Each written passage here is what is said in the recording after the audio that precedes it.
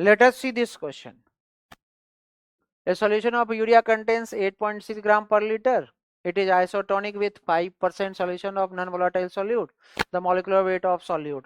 तो किस पे बेस्ड है ये? Osmotic pressure. Osmotic pressure. और अगर दो सॉल्यूशन आइसोटोनिक है, अगर दो सॉल्यूशन आइसोटोनिक है तो उनका ऑस्मोटिक प्रेशर क्या होगा? इक्वल होगा. तो यहाँ पे एक सॉल्यूशन तो किसका है? यूरिया का. और दूसरा है किसी नॉन वोलाटाइल सॉल्यूट का. एक तो यूरिया का है और दूसरा है नॉन वोलाटाइल सॉल्यूट, है ना. तो दोनों का ऑस्मोटिक प्रेशर बराबर होगा. अब यूरिया के लिए क्या लिखोगे? पाई बराबर सी आर टी, है ना. और इसके लिए भी क्या लिखोगे? C R T. यहाँ यूरिया होगा और यहाँ नॉन वोलाटाइल सॉल्यूट होगा, है ना. तो ये आर टी तो कैंसिल हो गया क्योंकि टेम्परेचर तो सेम है ना. कुछ अलग टेम्परेचर दे नहीं रखा है, ये भी सोच सकते हैं.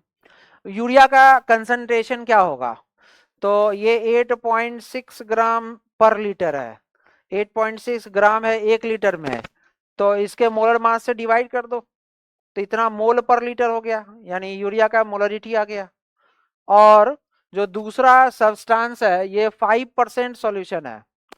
5% सॉल्यूशन का मतलब हुआ कि 100 मिलीलीटर सॉल्यूशन में इसका 5 ग्राम होगा. अगेन 5% अपने को समझना चाहिए वेट बाई वॉल्यूम. क्या समझना चाहिए? Weight by volume. तो वेट बाई वॉल्यूम के लिए क्या लिखोगे? 5% सॉल्यूशन है तो 5 ग्राम सॉल्यूट होगा और इसका सॉल्यूट का मोलर मास अपने को कैलकुलेट करना है ना. तो ये हो गया मोल.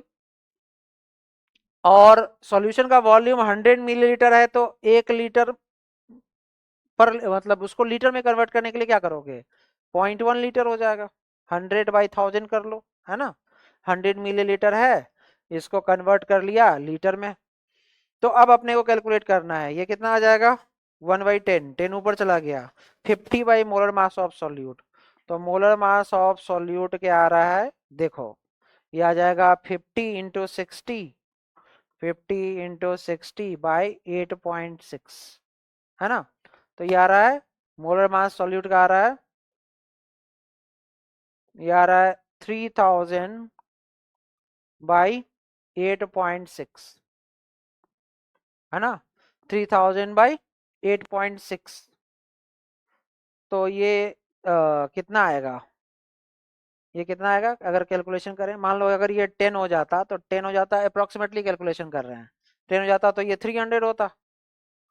लेकिन 8.6 है तो 300 से ज़्यादा होगा.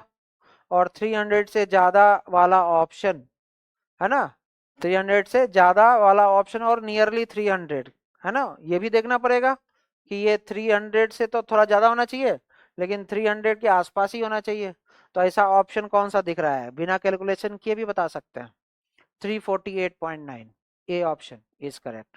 Thank you.